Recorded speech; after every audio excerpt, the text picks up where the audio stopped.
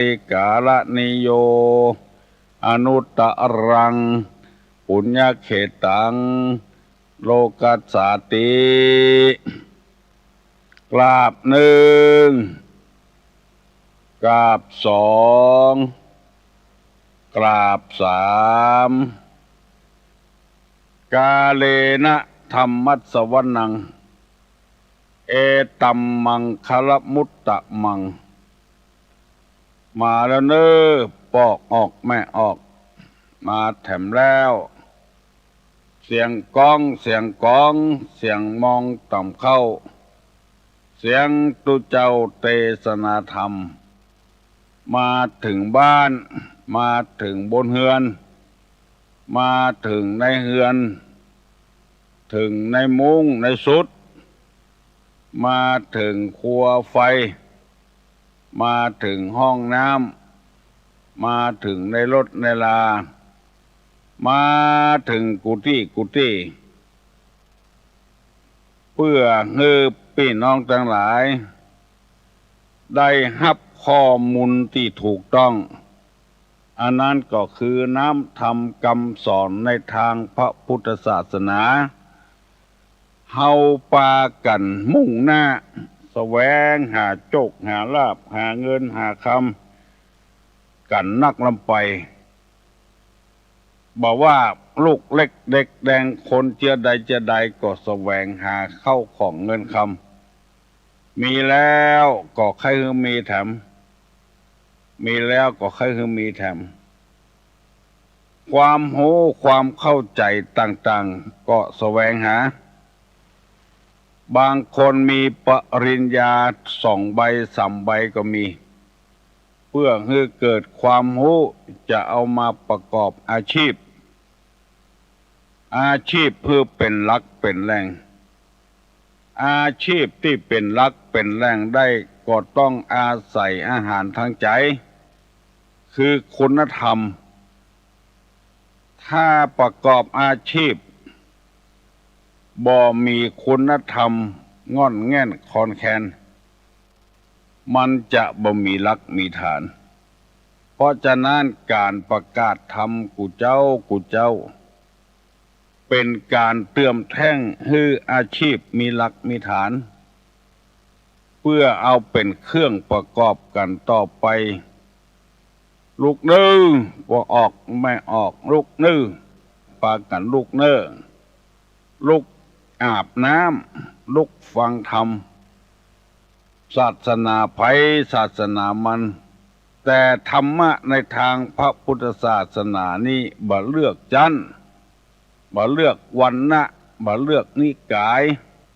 บ่เลือกอันใดทั้งสิ้นคนใดนำไปปฏิบัติแล้วบอกว่าคนนั้นจะเป็นชาติใดเชื้อใดศาสนาใดเกิดความรู้ขึ้นมาแล้วนำไปปฏิบัติประกอบอาชีพได้โดยการคิดเอาในการบากุฎแห่งก้าวในการหากินด้วยกำปากกำคอในการคนเฮานั้นมีอาชีพได้เยอะแยะแต่แล้วบอกว่าจะเป็นชาติใดเชื้อใดศาสนาใดอย่าไปหลงอย่าไปละอย่าไปลืมเอาคุณธรรมไปประกอบอาชีพตัวมันจะมั่นคงมันจะถาวรรู้สึกว่าบ่งอนแง่นคอนแคนต่างๆเจอเน้อพอออกไม่ออกดีใจแต่คืนนี้ก็โทรศัพท์มาหาตุลุงบอกให้ขาดเกือบทุกชั่วโมงฟังเมื่อเจ้าแล้วมันจื้นอกจื้นใจถ้าบ่ได้ฟังนี่มันขาดเจือใดเจือหนึ่งในชีวิตของตัวเองพอได้รับอาหารทางใจแล้วมันจุ้มใจม่วนใจและดีใจขึ้นบางทีฟังกับเมียผัวบ่ฟังผัวบางทีก็ฟังกับผัวเมียบ่ฟังเมินเข้าฟังเข้าก็เลยติดตึงผัวตึงเมียตึงลูกตึงเต้า จนขนาดที่ว่าถ้าบ่ได้ฟังนี่มันบ่ม่วนงุดงิดอันนี้ตุลุงก็ขอร้องเด้ออย่าไปให้มันติดเชื้ออันล้ำเหลือจะทำให้เฮาเกลียดให้เฮาโคตรอยู่บ่ม่วนแล้วตุลุงก็จะมีส่วนร่วมในการที่ทำบ้านทำจองอยู่บ่ม่วนกินบ่หวานฟังไปกันเถอะเมื่อเฮาบ่ได้ฟังก่อนๆก็บ่เป็นหยังมาฟังแล้วบ่ได้ฟังงุดงิดใจบอกว่าตุลุงจะเทศก็ดีท่านมหาก็ดีพระครูก็ดีท่านเจ้าคุณก็ดีหรือว่าท่านด็อกเตอร์ก็ดีฟังออกประกาศทางวิทยุเปิ้นเอาศัพท์ที่ง่ายๆเข้าใจง่ายมาเทศให้ฟังแล้วความง่ายๆนั้นจะเข้าถึงจิตถึงใจม่วนอกม่วนใจตุลุงนำมาเสนอกูเจ้าเสนอสดเลยตังวัดเท็ดลินเปิ้นทำวัดเจ้าแล้วก็เฮาก็ร่วมรายการของเฮาเลยแล้วเวลานี้เป็นเวลาที่มันเหมาะสมตัวตื่นเช้าขึ้นมาอาบน้ำอาบท่าล้างหน้าล้างตามันสดชื่นแล้วฟังธรรมคำสอนในพระพุทธศาสนาซึ่งมันบ่มีพิษกับไผบ่มีพิษบ่มีไม้อย่างสักอย่างความรู้ที่เฮาศึกษาเข้าไปนั้นเป็นยาบำรุงสมองก็ยังมีพิษมีภัยอยู่เฮียนไปแล้วเอาไปฝึกไปหัดในทางที่บ่ดีบ่ถูกต้องตามกาลเวลาก็เป็นเหตุที่ผิดร้องพ้องเถียงกันก็มีอาหารที่เฮากินเข้าไปถึงวันนี้ก็ยังเป็นพิษเป็นภัยก็มีมาแน่นอนแต่ว่าพระธรรมคำสอนนี้มันบ่มีพิษหยังสักอย่างแล่งฟังก็แล่งเข้าใจขอเงือตัดสินใจเน้อแล่งฟังก็แล่งเข้าใจกันว่าตัดสินใจว่ากรรมอย่างผีเบาบ่หูเรื่องหูราวอันนั้นก็บ่บำรุงหัวใจอย่างสักอย่างทำให้ใจแตกใจฟุ้งไปก็มีแต่ตัวน้ำธรรมคำสอนแต่บ่ใจกวัตถุลุงเล่าอย่างเดียวทุเจ้าตนอื่นท่านมหาตนอื่นเจ้าคุณตนอื่นพระครูตนอื่นที่เปิ้นเล่าในสถานีวิทยุนี้บ่มีพิษมีภัยสักตนแล่งฟังแล่งนำปฏิบัติแล่งได้ประโยชน์ดังที่มีหลายกู้เคยมาโทรศัพท์มาบอกว่าขอแสดงความยินดีกับตุลุงเด้อที่ทำให้ครอบครัวข้าเจ้ามีความสุขที่ทำให้ลูกหลานเหลนมีความสุขว่าได้โทรศัพท์มาบอกเพราะเหตุว่าปฏิบัติตามหลักศีลหลักธรรมก็เกิดความสุขขึ้นมามีสาระมีประโยชน์ทั้งนั้นขอภัยจะฟังโคตรฟังเกียดฟังมิ่งฟังไม่เถื่อฟังดีๆสุดสูสังละพะเตปัญญังพุทธภาษิตว่าจะอันแปลว่าผู้ฟังดีย่อมได้ปัญญาปัญญาก็คือความรู้นั่นเองย่อมได้มีความรู้ยิ่งจดเอาไว้แถมก็ยิ่งมีความรู้เพิ่มเติมขึ้นเพราะคำแต่ละคำนั้นสร้างสรรค์มาโดยบ่ฮื้อไผ่พิษของร้องของใจหยังจะเป็นลัทธิใดก็เสาะฟังได้จะเป็นนิกายใดก็ฟังได้นักบวชในศาสนานอกศาสนาก็ฟังได้ฟังแล้วสุดแต่ต้านทั้งหลายจะนำไปพิจารณานำไปประกอบเพราะว่าคนเฮาในโลกนี้บ่เหมือนกันนิสัยบ่เหมือนกันมีหน้ามีตามีหูดังมีปากมีคิ้วมีแขนมีขาบ่เหมือนกันไปคนอย่างเพราะฉะนั้นจึงจะได้นำเอาเรื่องเกี่ยวกับว่าลักษณะของสัตบุรุษของคนเนี่ยบ่เหมือนกัน4 ข้อได้อธิบายไปบางข้อแล้วบางข้อยังบ่ได้อธิบายเตื้อลักษณะนิสัยของคนนี้ว่าแม้บ่ถูกถาม ก็เปิดเผยความเสียหายของคนอื่นสองแม้จะถูกถามก็บ่ไม่เปิดเผยความดีของผู้อื่นสามแม้จะถูกถามก็ไม่เปิดเผยความเสียหายของตนสี่แม้จะไม่ถูกถามก็เปิดความเผยความดีของตนอันนี้อยู่ในลักษณะสี่เพราะฉะนั้นคนจึงมีนิสัยบ่เหมือนกันแต่แล้วถ้าเราตั้งอกตั้งใจฟังไปเราจะได้ละนิสัยนั้นออกไปเหลือแต่นิสัยคือความดีเข้ามาทำได้ในโลกนี้บ่มีอย่างเต้าคนสักอย่างดินฟ้าอากาศก็จะสามารถทำได้ทำให้ฝนเทียมตกลงมาก็ได้ทำให้ก้อนเมฆมืดครึ้มก็ได้เพราะฉะนั้นอยู่ที่คนหมดจะฮื้อยุ่งก็อยู่ที่คนบ่ฮื้อยุ่งก็อยู่ที่คนทำคุณงามความดีก็เพื่อคนเป็นรถเป็นเรือบินเป็นรถลงน้ำเป็นอันอย่างกูอย่างคนต้องทำอันอย่างจะมาดีเต้าคนนี่ตึงบ่ได้อันอย่างจะมาเสียเต้าคนนี่ก็บ่มีเพราะฉะนั้นการที่เราจะฝึกหัดดัดนิสัยนั้นคงจะทำได้อาทิเช่นข้อที่หนึ่งแม้เปิ้นบัดถามก็เปิดเผยความเสียหายของคนอื่นมันย่ามก็นั่งอู้ไปแล้วก็เปิดเผยความรักของคนอื่นแล้วมันย่ามมันเกยตัวเพราะฉะนั้นจงฮักห้ามใจไว้เหี้ยจะบ่เล่าว่าให้ไผบ่อู้ให้ไผความบดีของคนอื่นความบัดดักของคนอื่นก็อธิบายไปแล้วเมื่อตะวาวันศุกร์แล้วสองแม้จะถูกถามก็บ่เปิดเผยความดีของคนอื่นอันนี้ก็อธิบายไปแล้วเปิ้นถามว่าหมอนั้นหมอนี้ความจริงเนี่ยความดีเปิ้นนักหรือเฮาก่อนบ่เปิดเผยให้ไผพยายามจะข่มจะขี่ลงจะตลอดเวลาอันนี้อูแบบเล่าแบบลากย่าหมายความว่าชอบติเตียนนินทาผู้อื่นข้อที่สองทั้งที่ผู้อื่นมีคุณงามความดีพอจะสนับสนุนได้บ้าสนับสนุนเขาสักกรรมพอให้ว่าไปเล่าขวัญเปิ้นแตนต่อเพราะมันบ่ชอบขี้หน้ากันบ่ช่วยบ่เหลือกับบ้านกับเมืองอย่างสักอย่างอันนี้ได้อธิบายให้พี่น้องทั้งหลายฟังไปแล้ววันนี้จะนำเอาคำว่าแม้จะถูกถามก็บ่เปิดเผยความเสียหายของตนหมายความว่าบ่เล่าขวัญตัวเก่า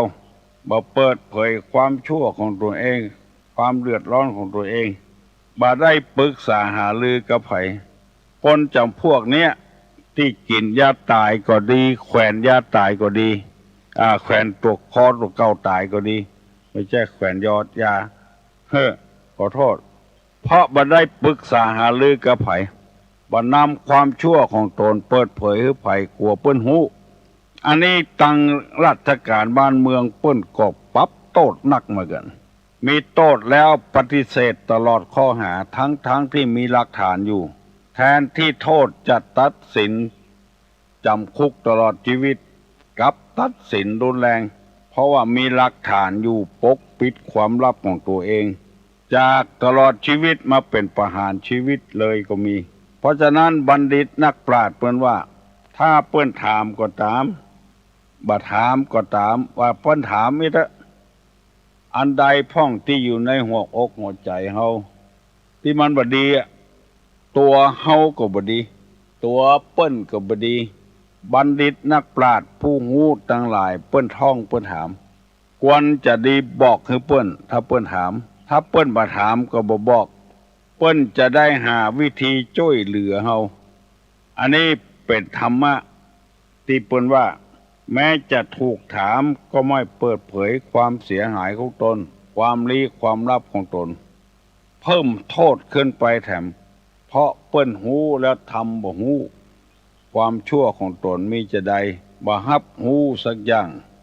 บางทีมันก็ติดปากเหมือนกันคนนี่นะหันฮงแต่ว่าปฏิเสธเลยค้านสืบหันก็บ่หัน หูก็บ่หูไปเหี่ยเลย อันนี้เปิ้นว่าจะบ่หูเต้าตายอันยังก็บ่หูเพราะว่าขี้ค้านตอบความลี้ความลับของตัวเองนี่บ่ใจว่าไปเอาไปเปิดเผยได้ทั่วไป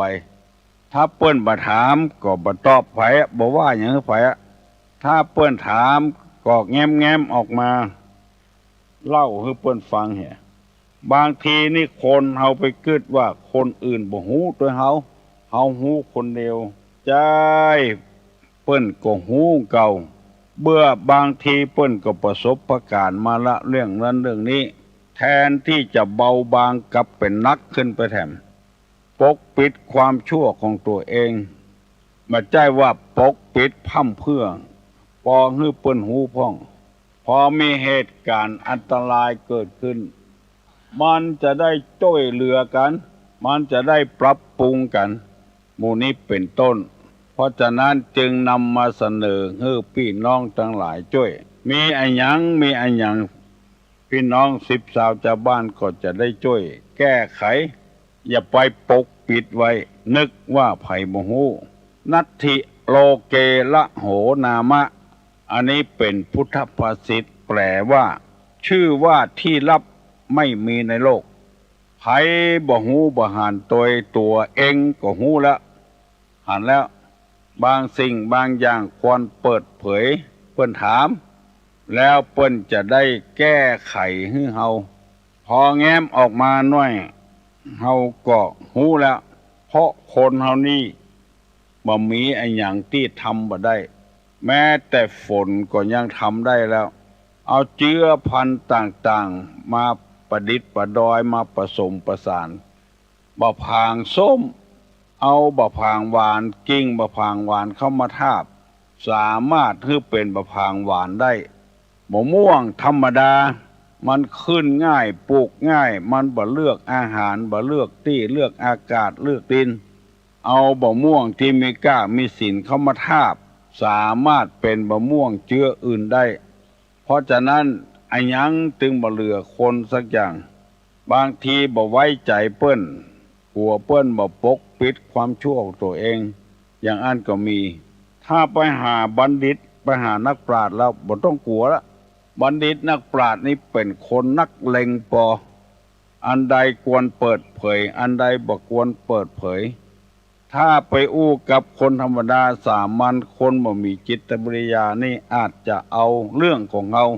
ไปวิพากษ์วิจารณ์ให้คนอื่นฟังได้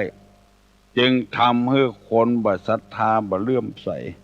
ขอเมตตากับท่านทั้งหลายพยายามจะไปเก็บความลี้ความลับไว้นักเป็นมาแล้วไผ่จ้อยยังบ่ได้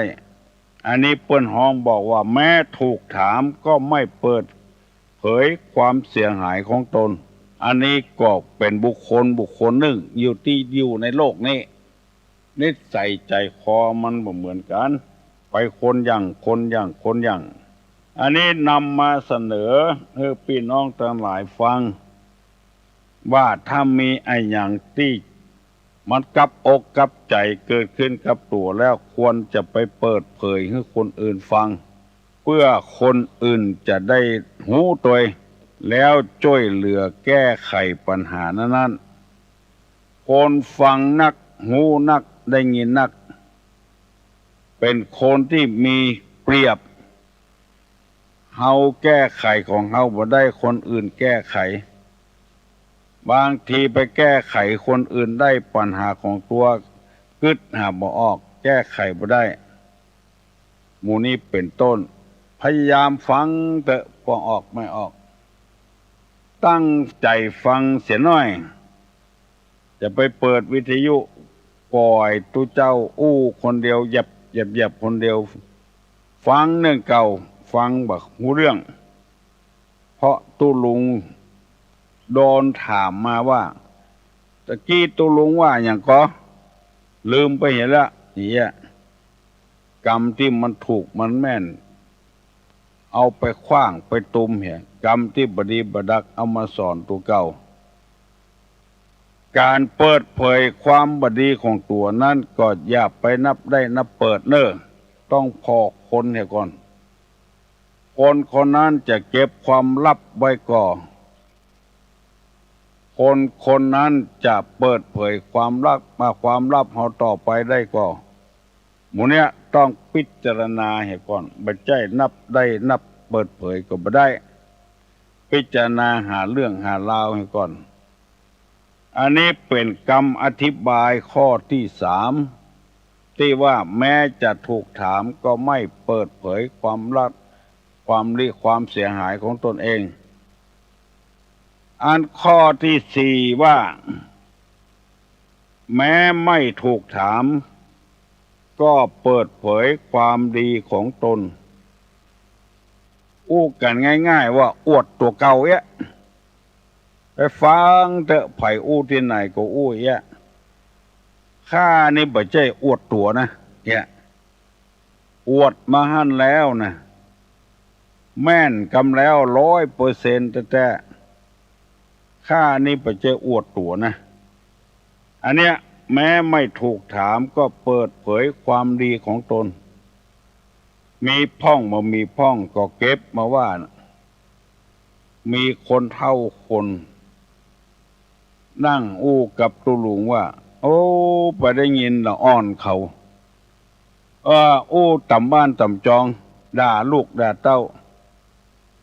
ก็ลูกเนี่ยอย่างนี้ก็ด่าไปจะด่าดีกระทบกระเทือนคนอื่นกูบ่เหมือนเปิ้นนะ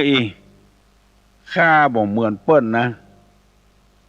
เฮาบ่เหมือนคนอื่นเนอะอย่างมื้อเนี้ยกรรมมื้อเนี้ยก็อวยเพิ่นว่ามันเป็นกรรมดีของเขาแกว่าคนบ่เหมือนคนนี่คือคนจะใดว่าดิแต้นะปน้อยข้านี่บ่จะเหมือนเปิ้นนะเนาะคนโคตรก็โคตรแต๊ะคนบ่โคตรก็บ่โคตรหมู่เนี้ยกำลังจะเปิดเผยความชั่วของตนให้คนอื่นและกำลังจะเปิดเผยเปิ้นบัจจะหาถามก็เปิดเผยความดีของตนเองกู้สนทนานี่กู้จ่านี่ฟังดีๆเถอะมันเป็นเชื้อใดบ่ฮู้คนเฮานี่ว่าอวดตัวสักน้อยมันถึงเป็นไปบ่ได้ข้าบ่ใช่อวดตัวนะข้าบ่กินโนยาไผก็จ้างเถอะข้าบ่ซื้อโลของขายเล่มันมียี่ห้อบ่ฮู้ข้าตึงบ่ไปกับเขาสักเทื่ออย่างมื้อเนี้ยกำลังจะอวดตัวเก่าการปราศัยกันนี่มันมีอยู่2วิธีหนึ่งบรรยายธรรมเพื่อให้คนอื่นฮู้2เพื่อปรึกษาหารือกันมันมีหลายอย่างถ้าต้องการให้คนอื่นฮู้นี่นะพยายามหลีกเลี่ยงในการอวดตัวเก่าข้อที่ว่าแม้ไม่ถูกถามก็เปิดเผยความดีของตนอย่าไปอวดตัวเก่านักนำไปอู้กันไปอู้กันมาก็งัดเอาตัวเก่ามาอู้แล้วเขาให้ลุกหนีละเพราะว่าพฤติกรรมกำปากของเฮากับพฤติกรรมของเฮามันคนละเรื่องหันอยู่โหอยู่ได้ยินอยู่มาปฏิเสธแล้วก็เอาความดีของตัวเขาอ้างแต่ว่าอันนี้ก็มีตุเจ้าลูกต่างจังหวัดมาเอาซองผ้าป่ามาเฮาก็เอาสตางค์ใส่ซองแล้วก็ตั้งสัจจะอธิษฐานไปอันนะคำเดียวว่าหลวงพ่อซองนี่นะผมไม่เอาไปจ่ายอะไรนะก็แสดงว่าเคยเงี้ยอย่างมาแล้วเฮาฮู้แล้วผมจะเอาเข้าไปบัญชีทุกบาททุกสตางค์เงินของหลวงพ่ออันเนี้ยคล้ายๆว่าอวดตัวยกย่องตัวเก่าแม้นบ่ถูกถามก็บอกไปเห็นแล้วเฮาตานไปแล้วจะเอาไปก็ใจก็ตามบ่เอาไปใจก็ตามมันไม่ใช่เรื่องของเฮาละเป็นเรื่องของเขาละบ่ต้องไปบอกหรือไผ เฮาทำมือเขาหันเมินไปเขาก็จะหู้นิสัยของเฮาคนเดียวบ่ต้องบอกเขาก็หู้อันนี้เป็นต้นคนฆ่าตัวเก่านี่ก็เพราะเหตุว่าเอาความดีของตัวเก่าไปอู้ทั้งที่มันบ่มีเป็นอย่างอั้นเจ้าบ้านเจ้าจองของเฮาทั่วไปก็เหมือนกันคนว่าด่าลูกด่าเต้ากูนี่บ่เหมือนเปิ้นในอีพออุ้ยคนนั้นว่าโอ้คนบ่เหมือนคนมันไปเหมือนไผมันเป็นจะได้คนอื่นมันบ่ดีสักตัวใดมันบ่ดีสักตัวใดถึงไปอู้ว่าบ่เหมือนเปิ้นหมู่เนี้ยเป็นคำสอนมันปากเป็นปัญหาหญ้าปากคอกที่เฮาบ่ได้กึดบ่ได้เสื้อไปถามพญาติคนอื่นว่าเป็นเจ้าใดพ้องเวลานี้เป็นเจ้าใดพ้องสบายดีกาเปิ้นก็จะตอบว่าเป็นอันนั้นอันนี้โอ้คำเดียวมันอู้มาเห็นแล้วข้าก็เหมือนกันนะกินข้าวก็บ่แค่ลำนะนอนก็บ่แค่รับไปถามเปิ้นแต่ละเอาความดีของตัวความบดีของตัวไปอู้ให้เปิ้นฟังนักพูดที่ดีนักสนทนาที่ดีนะจะบอกเฮ้อเนออย่าไปเอาเรื่องของตัวมาอู้ก่อนฟังเรื่องของเปิ้นให้ก่อนเปิ้นว่าเปิ้นลูกเปิ้นหายลูกเปิ้นโซนเนี่ยมันของมันก็โซนเหมือนกันนะฟังอู้เตื้อดักไว้หั่นก่อนอันนี้เป็นกู้สนทนาที่ดีอันเนี้ยติตุลงว่าธรรมะติตุลงมาเสนอนี่บ่ต้องว่าชาติใดศาสนาใดลัทธิใดนิกายใดใจทั้งนั้นเพื่อเขาจะอู้ให้มันยืดมันยาวต่อไปแถมก่อนว่าวางนี้เจ็บหัวกินข้าวบ่ลำของมันก็เหมือนกันนะเจ็บหัวกินข้าวบ่ลำดังที่ตุลุงเคยเล่าให้ฟังว่าเฮาตุลุงไปฟอกไตวันกี่เตื้ออาทิตย์ละกี่ครั้งเฮาก็ว่าโอ้2 ครั้ง 3 ครั้งวันจันทร์วันพุธวันศุกร์โอ้คำเดียวมันก็ลากมาแล้วผัวอีนั่นผัวอีนี่ก็อย่างเดียวกันตึงตุลุงเนี่ยเสียงเงินเสียงทองเป็นห้อยกี่หมื่นกี่พันไปฟอกเลือดอย่างเดียวกันเนี่ยเล่าให้เฮาฟังแถมเฮาอู้เรื่องของเฮายังบ่จบเตื้อเปิ้นเล่าเรื่องของเปิ้นยังบ่จบเตื้อไปฟังเอามาอู้มันจะสนทนาบ่ได้ข้อความมันจะอู้บ่ยืดบ่ยาวเกินไปอันเนี้ยแต่แม้จะถูกถามไม่ถูกถามก็เปิดเผยความดีของตนเองฟังไปหั่นก่อนฟังยกเอาคนนั้นคนนี้มาอู้เตื้อฟังแล้วมันหงุดหงิดมันไปได้บ่ไกลเฮาอนุโลมกับกันแล้วมันจะอู้กันเมินอู้กันยาวคนเฮาถ้าว่าไปแล้วมันเอาคืนบ่ได้ไปแก้ข้อหาแก้ข่าวจะได้ก็ถึงบ่ได้กลัวไปกระทบกระเทือนการงานการบ้านการเมืองถ้าถามมาแล้วบัดตอบก็บ่ดีตอบไปก็จะเป็นพิษเป็นภัย2รายการนี้เป็นรายการที่มีคนฟังนักถ้าหมอหนึ่งได้ยินหมอหนึ่งบ่ได้ยินก็จะว่าคือกันขอพี่น้องข้องหิ่งทั้งหลายโอ้ใจเอากำนอตุลุงก็ใครอู้ต้อยตึกเพราะว่าทำให้อายุยืนแถมจัดนักคนใดเล่ามาอู้มาโตยอย่างเฮาอู้ไปโตยในอายุตุลุงยืนแถมจัดนักแล้วเปลี่ยนอิริยาบถได้เฮาย่างอู้พ่องเฮาเปิ้นอู้เฮ เฮาย่างว่าพ่องเฮาเปิ้นว่ามา อันนี้เป็นต้นก็ขอเมตตาเน้อบ่รังเกียจเดียดฉันอย่างซักอย่างเฮาฟังกำเปิ้นเหียพ่องที่กำว่าโสวัจจสตาความเป็นผู้ว่าง่ายความเป็นผู้สอนง่ายไม่รู้อำนาจแก่ความอยากที่เกิดขึ้นเอาต้องการจะได้เฮาใครว่าไปจะนั้นก็มันบ่ถูกต้องเฮาได้ฟังกันอย่างอีก็ดีแก่แล้วอันนี้ก็เลยถือโอกาสนี้ฝากฝังไว้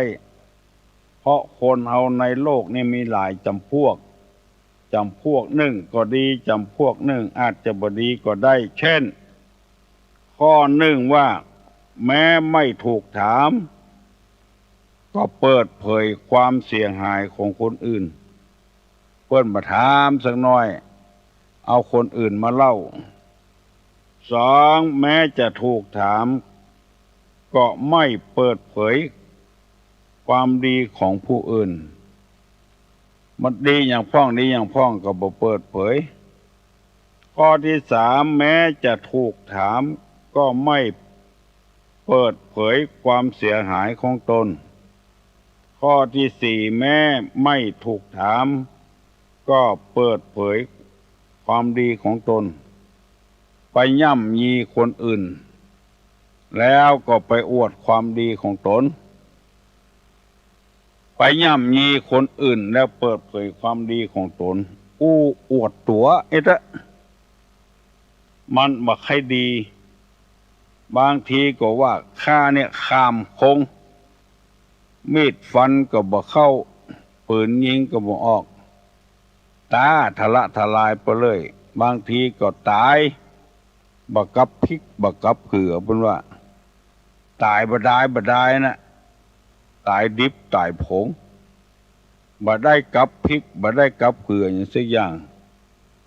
บ่ได้แห่แหนแต่นแต้อย่างสักอย่างไปตายบ่ได้เพราะอวดตัวพอจ่ายเบาอวดให้แฟนของที่เปิ้นบ่ทำกันก็ทำวิทย์ลงน้ำฮือสาวหันลวดจมไปเลยตายไปเลยบ่ฟื้นขึ้นมาก็มีอันเนี้ยเปิดเผยบ่ถูกถามสักน้อยเปิดเผยความดีของตัวเองเฮาอยู่กับบ้านกับจองเฮาจะอู้อย่างเฮือระวังกันน้อยเพิ่นว่าฟังไปแล้วอู้ไปแล้วขอฮื้อบ่ออกไม่ออกเข้าใจเงินคำมีในถุงในธนาคารเท่าใดเปิ้นบ่ถามสักน้อยไปเปิดเผยให้เปิ้นให้หมดมีเต้าอั้นอวดให้เปิ้นเปิดเผยความดีของตนทั้งที่เปิ้นบ่ถามเมินเข้าเขาวิดตีนวิดมือเสียมายืมหมดตัวเก่าเฮาจะปฏิเสธว่าเจใดบ่มีก็บ่ได้เพราะว่าไปอู้เปิ้นฟังแล้วเก็บหอมรอมริบได้เดือนต่างอันปีต่างอันแถมข้อหนึ่งอันนี้ก็เข้าทำนองใน4ข้อนี่เหมือนกันลูกที่เฮาเลี้ยงถึงวันเนี่ยมันเป็นการจมอวดให้กันหลวงพ่อคุณเปิ้นว่าบดีว่าลูกของเฮาที่เลี้ยงอีนี่มันให้บานี่มันให้นักแกะตั้งมีลูกมานี่ไผบ่ให้เต้าอีเนี้ยไอเนี้ยเปิ้นว่าเป็นการแนะนำให้ละอ่อนบดีเพราะว่าละอ่อนหันตากำเล้าคนเท่าหันแต่วัดตะวามาเข้าใจง่ายๆเพิ่นว่าจุเอาซุยเอาว่าตั้งมีลูกมาเนี่ยหลานมาเนี่ยเป็น10ปุ่นไผบดีเต้าหมอนี้สักคนว่าไปอันน่ะเพราะละอ่อนหันตากำเล้าลงเล้าลมจุซุยมัน ละอ่อนจ้างมากับวัดกวาอันนี้ก็ตุลุงจะเริ่มอวดตัวละเฮาก็อวดเปิ้นเห็นอันนี้ลูกบ่าวกาอันนี้ลูกสาวกาเปิ้นก็ว่าแม่นละอันนี้ตัวเก้าอันนี้ตัวล่าโอ้ดีเนาะเกิดมามีโชคมีลาภดีเป็นลูกเป็นคนดีแต่มันห้ำมันเฮียนมันฟังคำสอนของพ่อของแม่เนาะเฮาว่าอย่างอี้เมินเข้ามันก็จะป้ามาแอวแถมเฮาจะได้สั่งได้สอนมันโอ้หายตุลุงมาดิเนี่ยคุยเข้าคุยของจ่ายเงินจ่ายทองโอ้ว่าอย่างก็บ่ได้เหรอกำเดียวมันก็บ่ดีไปติ๊กๆอ่ะลองสังเกตว่าคนเมาเหล้าเมายาเนี่ยมันคนคิดเหล้านะถ้าเอาไปถามว่าวันนี้กินกี่บาทละกินกี่ตองละมันโคตรขนาดนักอะถ้าบัดใจเฮามันจะด่าว่าจะได้บ่ฮู้ถ้าเป็นเฮาบัดใดมันเก่งใจแฮ่ๆไปเรื่อยๆมันไปซ้ำไปเติมคนนะเป็นคนคิดเหล้าก็จ้างเถอะเฮาบ่ต้องอู้เรื่องนั้นอะเพราะมันเป็นปมด้อยในชีวิตของมันหรือว่าพิการเชื้อใดเชื้อหนึ่งขอโทษเถอะหัวล้านกาตาลีกาไอ้อย่างโมเนี้ยเฮาบ่ต้องเอามาอู้อันนี้ขอฝากขอฝังไว้เนอะกับพี่น้องทั้งหลายเฮาบ่ถ้าเอามาว่าละกรรมหมู่นี้นะหลีกเลี่ยงไปทางอื่นเนี่ยตาลีกาเป็นง่วยเป็นง่อยอย่างจะไปเฮียนแบบกันถ้าเฮาบ่เคยมันแต่นี่นะมันจังกันที่โบราณเปิ้นว่าอู้เฮ่อเปิ้นฮักอยากนักจักหวังอู้เฮ่อเปิ้นจังกำเดียวก็ได้มันมีปมด้อยทางใดเฮาพยายามหลีกเลี่ยงอย่าไปเอาปมด้อยของมันมาอู้มันจะเป็นคนขี้เหล้าขี้ยาก็ตามถ้าเฮาบ่เคยมันเป็นแต่เป็นว่านะเพราะเฮาบ่มีหน้าที่หรอกถ้าเฮาเคยมันแต่ว่าอย่างมันก็บ่โคตรนี่ก็อู้กันได้เล่นหมอกบ่ให้พอดีจะไปเล่นแก่อันนี้เป็นกำอู้กำจ่านำมาฝากฝังพี่น้องทั้งหลายไว้อย่าไปซ้ำไปเติมกันมันเป็นการตอกย้ำกันอย่างที่ตุลงเคยนำมาเสนอว่าเปิ้นตายไปลักของเปิ้นยิงตายเนี่ยเฮาเอาข่าวเปิ้นมาอ่านแทนที่จะว่าโอ้บาปกรรมเป็นอย่างอี้เนอพี่น้องทั้งหลายไผจะไปเนี้ยนำซ้ำเติมอย่างกันเนอมันจะเป็นอย่างเงี้ยเผลอมาก็จะไปตายอย่างบ่ได้ได้กินก็บ่ได้กินใจก็บ่ได้ใจไปตายบ่ได้ถ้าว่าไปอย่างอี้ปี้เปิ้นก็ดีน้องเปิ้นก็ดีลูกเปิ้นก็ดีเมียเปิ้นก็ดีผัวเปิ้นก็ดีได้ยินเขาใส่เปิ้นจะได้เบาใจกันว่าเป็นรักของเปิ้นฆ่าตายจับหัวหมอนี้มันสร้างบาปตายถึงมาได้เกิดได้งอกมันซ้ำเติมกันการโอ้การจ่านะมันแบบเหมือนกันมันผิดกันกำปากของคนเฮาจะไปซ้ำไปเติมมันถึงเป็นไปแล้วเรื่องลัทธิเรื่องศาสนานี่อย่างจะไปดูแคว้นของเปิ้นเฮาจะเล่าไอ้หยังก็เล่าเรื่องของเฮาเนี่ยจะไปดูแคว้นลัทธิของเปิ้นศาสนาของเปิ้นไปว่าคือเปิ้นหมู่เปิ้นจะหามเอาไม้การไปสอดเปิ้นปฏิบัติของเปิ้นแล้วเนี่ยอย่างอันที่ครูบาวัดกูเจ้าอู้ให้ตุลงฟังอันนี้จับใจแต่ครูบาวัดกูเต้าจันตะรังสีเปิ้นว่าครูบาล่าตาทิพย์อยู่วัดปะตึงนี่นะอำเภอสังกะแปงนี่ เปิ้นเป็นบัณฑิตเปิ้นเป็นนักปราชญ์วันหนึ่งไปหั่นใส่ละอ่อนในบ้านนั่นบ้านปะตึงล้อมหัวแต่ก่อนนี้เปิ้นเอาตั้งบ้องล้อมกันไม้สางนี่ที่เป็นหูเราเอาไม้หัวเขาล่อนเอาฝังดินแล้วก็ไม้หัวเขาล่อนเป็นหัวได้ละบัดใจเกิ้งอันตรายสักอย่างหูว่าเป็นแคดเขาแดนเขาด้านวันหนึ่งครูบาล่าไปหั่นละอ่อนคนนั้นก็ถามว่าตุลงดีก็ล้อมหัวไว้เนี่ยตุลงจะว่าจะใดเปิ้นจ้างว่าโอ้ดีนะบ่าล้อมหัวอย่างอีก็เดียต่อไปคิงจะไปเงี้ยทำซ้ำเนอะ ลองคิดพอหรอล้อมหัวดิ้งแต่ว่าต่อไปคิงจะไปเงี้ยทำซ้ำมันเป็นจะใดมันเอาตั้งบองตั้งป่ายฝังเอาตั้งเก้าขึ้นเนี่ยกำหัวทีจัดดีกะบะแต่ต่อไปคิงไปเงี้ยทำซ้ำเนอะก็ไปเงี้ยได้ไปติเพิ่นเนี่ยจะได้เพิ่นแล้วไปแล้วแล้วก็ถ้าจัดล้อมต่อไปก็อย่าไปเงี้ยอย่างนี้เอาตั้งป่ายฝังเอาตั้งโก้นตั้งเก้าขึ้นมันบ่ถูกก็ไปว่าต้นนั้นก็บ่ดีต้นนี้ก็บ่ดีฮื้อเปิ้นเตแถมมันแล้วไปแล้วกำปากของคนมันเป็นไปเจี๊ยจะไปซ้ำไปเติมกันที่มันแล้วก็แล้วไปเหียถ้ามันซ้ำมันเติมกันมันจังพิษหัวกันที่เปิ้นว่าตุ้มพาลายหมาเห่าโคนกำเก่าพิษหัวกันผัวก็จ้างเมียก็จ้างเถอะทมน้ำลายไปแล้วอย่าไปปิกเอาคืนมากินแถม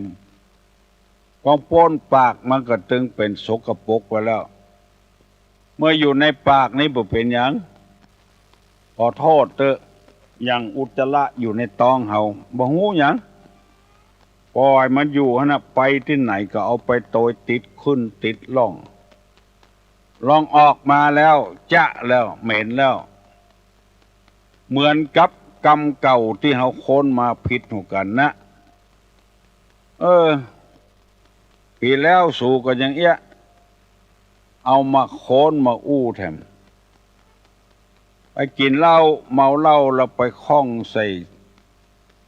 เครือใส่ต้นไม้แล้วไปเต้าหัวแตกแล้วเอามาอู้กันแถมปีแล้วปีซืนแล้วเรื่องนี้ในทางศาสนาเปิ้นว่ามันเป็นอดีตไปแล้วอตีตะล่วงไปแล้วทมน้ำลายแล้วปิกเอามากินแถมมาได้แล้ว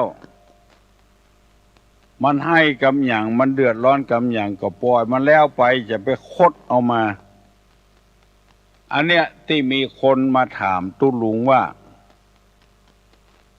เมียตานขาเข้ามือผัวเขาว่าบ่ได้กินก็กลับอันเนี้ยจะได้กินบ่ได้กินเฮาบ่ต้องไปอู้ละเปิ้นจะเงี้ยของเปิ้นทำของเปิ้นแต่ปฏิเตียนของกินของตานเปิ้นว่าไปแล้วเอาคืนบ่ได้ปล่อยเปิ้นตานของเปิ้นไปเถอะที่เปิ้นบ่ฮื้อตานเพราะหยังเพราะผัวเก่ามันขังขนาดตายไปแล้วผัวใหม่มันขังไม่ใช่ผัวเก่าขังตายไปแล้วยังตานหันเข้ามันกินอยู่กายมึงยังไปโคตรมันมามึงหันมันดีหรือกูกายอันเนี้ยที่เปิ้นว่าบ่ฮื้อตานขันเข้าฮื้อผัวกูบ่ได้กินเปิ้นกลัวมันพิษหัวกันแถมโอนออกมาแถมเพื่อมาถามตุลุงก็บ่หานตัวเขาก็ตอบว่าโอ้ได้กินกะแต่ว่าลักตาเนอจะไปให้ผัวไม่หันเขาใส่มันจะขังก็ตอบกันไปอย่างเอี้ยบัวประจำน้ำบ่คุณ ถ้าเขาไปตอบบดีอย่างว่าน่ะรักพี่ยังเสียดายน้องกรรมเดียวจะผิดหัวกันที่นำมาเสนอนี้บัดใจตั้งใจมาสั่งสอนภัยคนใดคนหนึ่งเนอเอามาเสนอคือฟังหมดนะตึงในประเทศไทยตึงในอเมริกาเพราะว่าเปิ้นฟังตังอินเทอร์เน็ตส่งอีเมลไปให้กันเป็นที่อัศจรรย์ใจว่าเสียงของทุลุงมาเจ้าวันเนี้ยพดเพชรอเมริกาได้จะได้คนที่อยู่ในอเมริกาโดยเฉพาะคนภาคเหนือ7-8จังหวัดเนี่ยฟังแล้วคึดเติงหาบ้านยินดีกับปอกออกไม่ออกเนอที่ในอยู่ต่างแดนยังหูว่าเอาตุลุงเป็นกู้เงียบกู้เหงาเพราะไปอยู่ต่างบ้านต่างจองแล้วมันถึงเงียบหาบ้านเฮาพ่องเลี้ยวแปลงใดมันบ่เหมือนเก่าเหมือนเดิมต้นไม้ต้นตอกในให้ในสวนเป็นภูเขาเป็นดอยอย่างบ้านเฮานี่มันมีน้อยมีก็บ่เหมือนของเฮาเป็นนกหนูปูปลาก็บ่ได้กินได้ใจบ่เหมือนบ้านเฮาเมืองเฮาโอดเอาเถอะพยายามเอาเงินเอาทองมาสร้างบ้านสร้างจองในบ้านเฮาไปทำงานต่างจังหวัดจะไปเมากินเหล้ากินยาใจใจสุรุ่ยสุร่ายซะเจนเงินทองมันบอกเป็นปี้ไผ่น้องไผ่พ่อกับลูกลูกกับพ่อฆ่ากันเพราะเงินเพราะทองก็มีบอกใจปี้ใจน้องหกไผ่สักคนถึงเวลาแล้วจะเนี้ยจะได้ก็จ้างมันบอกใจปี้น้องของเฮาก็หิหากาขายเอาบางคนไปขุดทองลูกคนมั่งมีสีสุกแต่ไปรับจ้างล้างถ้วยให้เปิ้นต่ำในร้านอาหารรับจ้างซักผ้าซักครัวให้เปิ้นต่ำในสถานที่ต่างๆไผบ่ฮู้ไผบ่หัน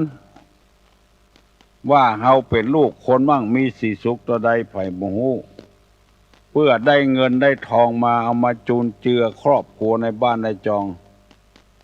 ขอขอบคุณขออนุโมทนาขอยินดีตัวเนอที่พี่น้องต่างประเทศจะเป็นประเทศอันยังก็ตาม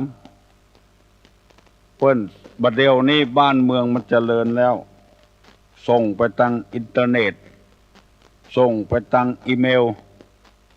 คนก็ได้ฟังแล้วผู้หลักผู้ใหญ่ตั้งนี้ก็ทึ่งเหมือนกันว่ารายการเมื่อเจ้าเนี่ยธรรมะกับประชาชนของสถานีวิทยุ96เนี่ยมันไปเล็ดลอดถึงต่างประเทศได้เจอใดเพราะเปิ้นไปแล้วก็ไปปะใส่กันอู้กันฟังว่ามีรายการหนึ่งของจังหวัดเชียงใหม่เนี่ยเล็ดลอดไปถึงอเมริกาปุ่นฟังไปเถอะเนอะพี่น้องทั้งหลายประเดี๋ยวนี้เวลามันจะหมดแล้วขอขอบคุณอนุโมทนากับญาติกับโยมที่ตั้งใจฟังคือเป็นคนว่าง่ายสอนง่ายอดเอาให้กำเพราะเฮาอยู่กับคนอื่นบ่ใช่เฮาอยู่คนเดียวปนมมือขึ้นเนอตุลุงจะฮือปอนนะเนออายุวัฏโกธนะวัฏโกสิริวัฏโกยัสสะวัฏโกพละวัฏโกวันนะวัฏโกสุขะวัฏโกโหตุสัพพตาทุกขโลกาพญาเวลาโสกาจันตุจุปตวาอเนกาอันตระญาปิวินาสันตุจเตจะสาใจยะสิทธิทนังลาพังโสติภคยังสุขังพลังสิริอายุจะวันโนจะโภกังวุฒิจยะสวาสตาวาสาจะอายุจะจีวสิทธิปวันตุเตอุทาปจายโนจตารโลธรรมาวัฏันติอายุวันโนสุขังพลัง